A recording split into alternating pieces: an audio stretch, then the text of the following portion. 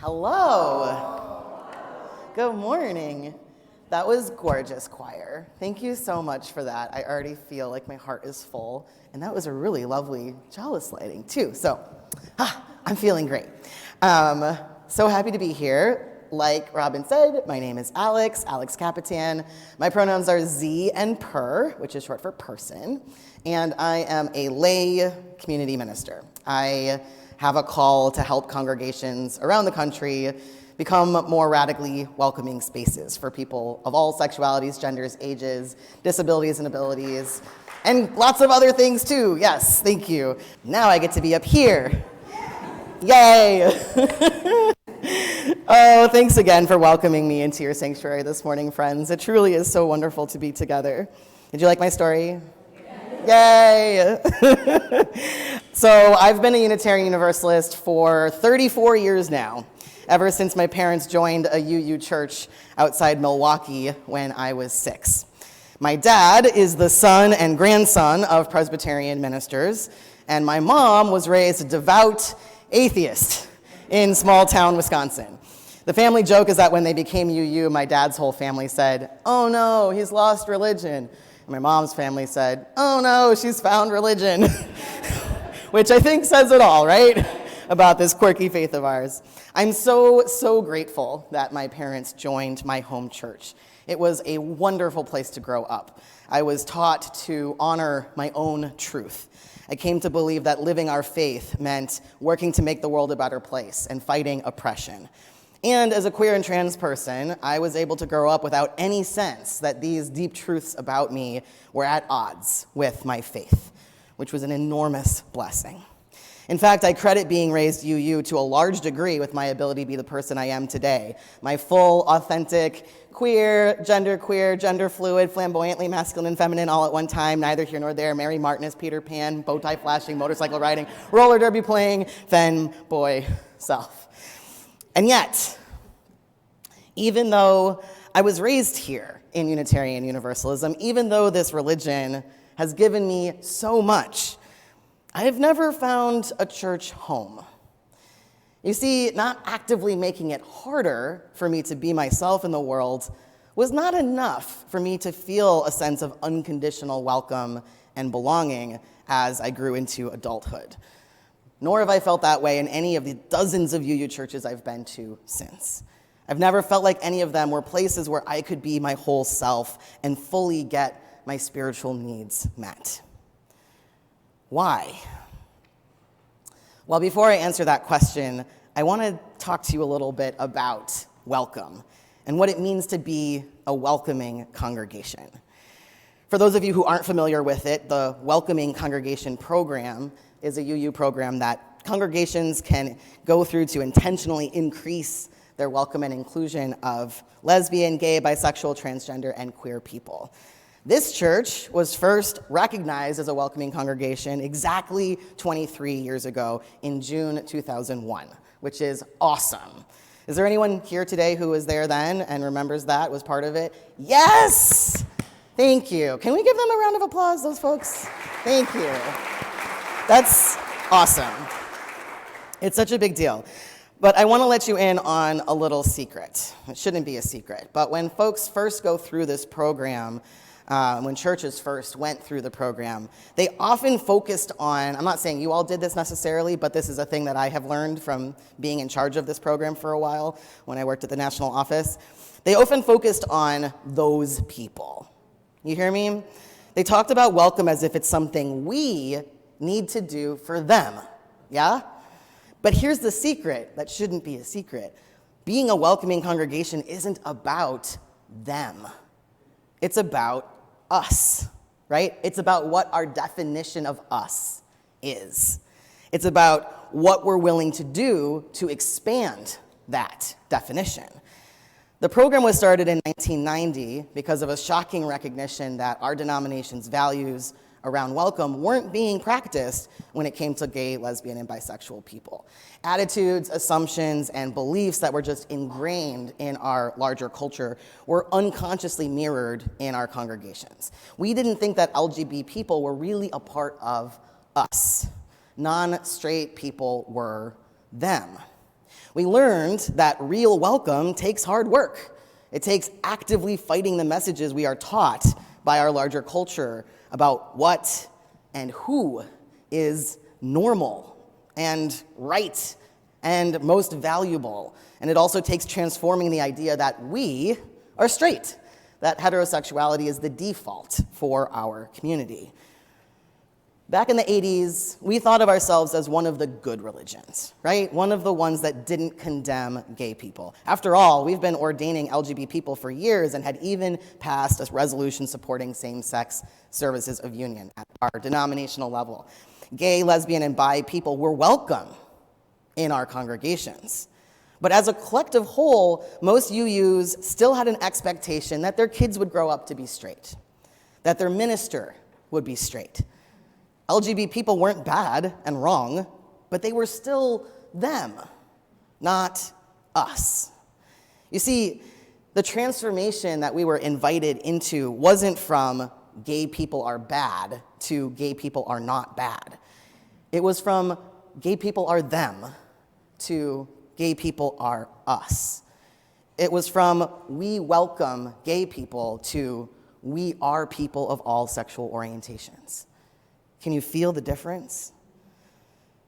At its best, being a welcoming congregation invites us to practice redefining our definition of who we are, who we consider to be one of us. It offers us the chance to see this practice as part of our purpose as a faith community, growing our understanding of us wider and wider until eventually every living thing is us, and there's no longer any such thing as them. Can you imagine that? It's hard.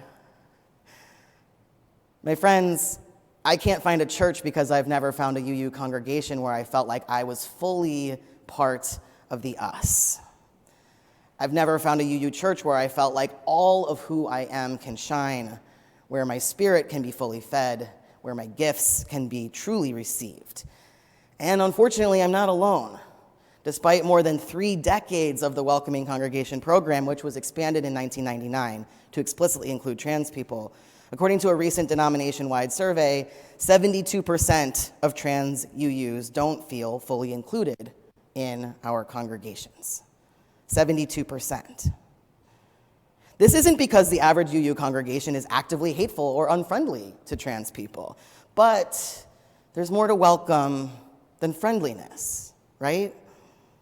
The truth is, the entire 3 decades that I've been a UU, Unitarian Universalism has told the world and has told me that LGBTQ people are welcome here. But that entire time, I've experienced that welcome as conditional. My whole life, I've known that I could attend any UU congregation and not be actively rejected, as long as I wore certain clothes and said certain things and acted in a certain way. I've known that I could be openly queer and trans, and as long as I didn't get too demanding about my basic needs around things like pronouns and bathrooms. I've known that because I'm white and college educated and non-disabled, I can appear to fit in a way that many of my people can't. I've known that because of this, people would be friendly to me. But that's not the welcome I need. I need a welcome that isn't conditional. I need a welcome that goes beyond friendliness, goes beyond tolerance or acceptance. I need a welcome that's celebratory, a welcome that transforms hearts, yours and mine. And my friends, my heart is heavy because I don't just want to find a home myself. That's not why I go around the country doing this work and preaching this message. I want Unitarian Universalism to be the saving power in my people's lives that I know it can be. I want to be able to tell Black trans women and LGBTQ asylum seekers and struggling non-binary youth that they can go to their local UU congregation and find healing and strength and resilience to keep up the fight in a culture that is trying to annihilate them. But I can't, because I can't trust that their local congregation will even be safe for them, much less a place of resilience. The worst part is how much my people need this right now. We are living in a truly terrifying, life-threatening time for trans people. Conservative political actors have decided that trans people are their elections-winning wedge issue of the moment, led by a far-right fringe that speaks openly about their goal to eradicate transness. 5 years ago, in 2019, there were 20 anti-trans bills proposed in state legislatures nationwide. Last year, there were almost 600 in almost every U.S. state. This year, there have been 600 more. Half the states in our country have now banned best practice medical care for trans youth and have banned trans youth from participating in sports, among scores of other new laws. Trans people now meet the UN's criteria for internally displaced refugees. I need to know that the religion that has told me and the rest of the world that LGBTQ people belong here, I need to know that my religion has our backs and will do the work that it takes to become places of belonging for us in this moment. And yet, I constantly hear from trans and non-binary UUs that they feel the opposite of belonging, that they have to steel themselves in UU spaces for invasive questions or intolerant or ignorant comments or resistance to the things they need in order to feel seen and whole. Back in the 80s, UUs believed that simply being friendly to gay people was enough. Not all UUs, but many UUs believed this. But it wasn't, right? Straight UUs needed to do the work to unlearn all the things that made them think of gay UUs as the other, as abnormal.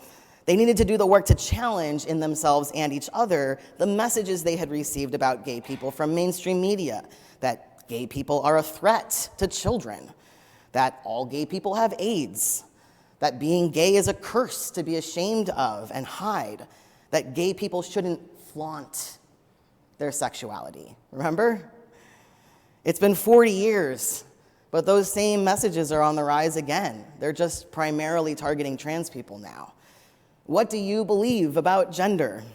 Do you think there are only two sexes? Do you think that men are naturally more aggressive and women are naturally more nurturing? How do you feel when you see someone whose gender is unclear to you? What were you taught about the proper ways for men and women to behave? What have you heard about trans women playing sports and healthcare for trans children and youth? How do you feel about pronouns?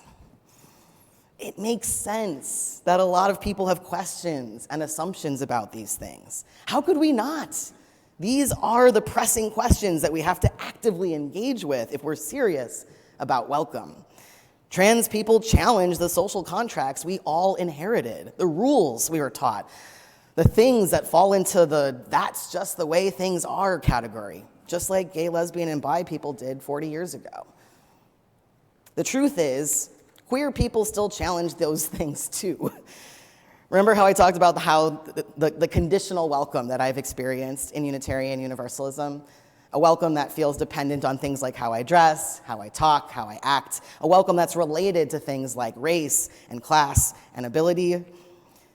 The truth is, the Welcoming Congregation program helped a lot of people widen the circle of belonging and their definition of us a little bit. Yeah?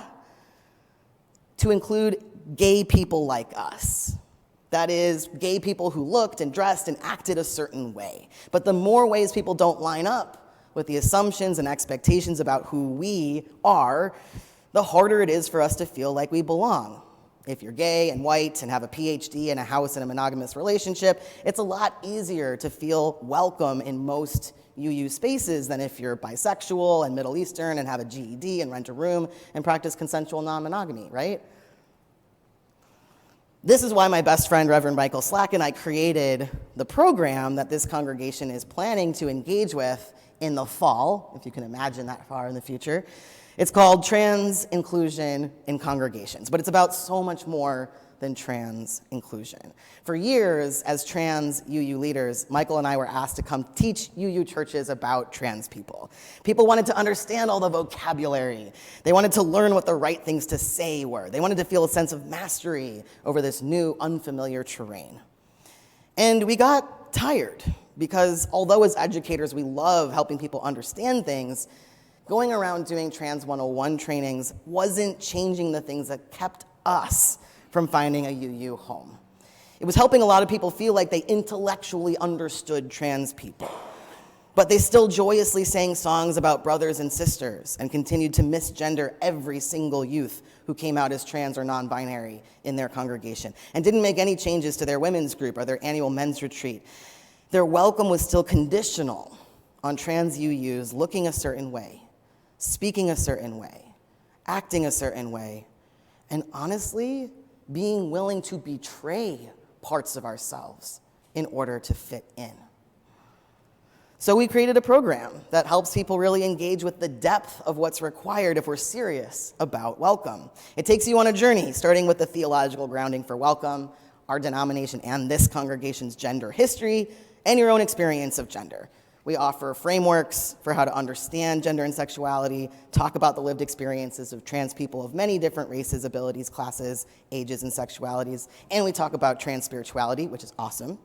The program ends with a conversation about culture, about the difference between understanding welcome as superficial friendliness and understanding welcome as a spiritual practice that transforms your heart, and about how to shift the culture of this congregation to be radically welcoming to all who are currently here and all who want to be here.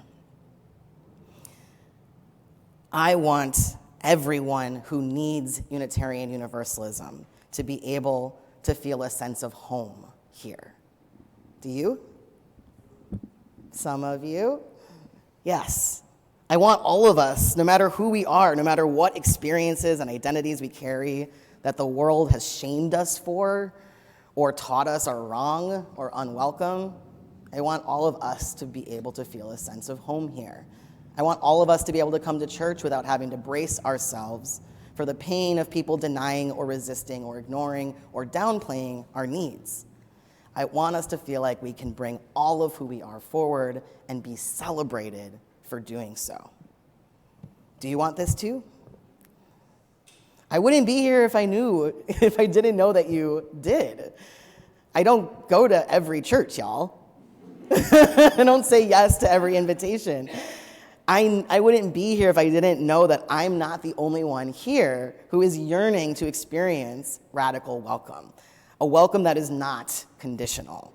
I know I'm not the only one here who has felt the need to leave certain parts of myself behind, who has felt pressured to look or talk or act in ways that make me appear to fit in order to feel a sense of belonging here. I know I'm not the only one here who knows that in order to survive this world, this dominant U.S. culture of division and intolerance and violence and environmental destruction, we need spaces like this one to be more than simply friendly, right? We need spaces like this one to be places where we can unlearn the judgments and assumptions and biases that have soaked into us from the wider society and practice healing the divisions that are tearing our communities and our world and our very souls apart. We need spaces like this one to constantly redefine our definition of us, drawing an ever-widening circle across lines of gender, sexuality, race, class, disability, neurotype, age, language, nationality, substance use, mental health, family structure, belief, and more, so that none of us ever feel like we have to leave any parts of ourselves behind in order to feel like we belong. What do you think? Are you in? Yay! Whew! Like I said before, I wouldn't be here if I didn't know that you were already on this path, that the good people of this congregation have drawn the circle wider again and again over the years and are eager to draw it wider still. I know this is a space that has the potential to be radically welcoming. So if you're eager and willing and want to gain some new tools and skills for being radically welcoming, I hope you'll consider taking that course I mentioned, that program, this fall. I also hope that in the meanwhile, you'll ponder both the ways you are longing for greater welcome for yourself and your loved ones here, and also the ways you personally need help to widen the circle of who we are here in your own heart and mind. Being a welcoming congregation is not a static identity, any more than being an ally is. It's not a sign you can put up, or a box you can check, or a statement you can make. Because being a welcoming congregation isn't something you are. It's something you do. Because welcome is a verb. It's an action. It's a spiritual practice, one that never ends. So, I hope I can count on you to join me in this spiritual practice of radical welcome, because it is truly one of the most holy, heart-transforming, and world-changing things that we can do together. Amen. Ashe. Aho. And blessed be.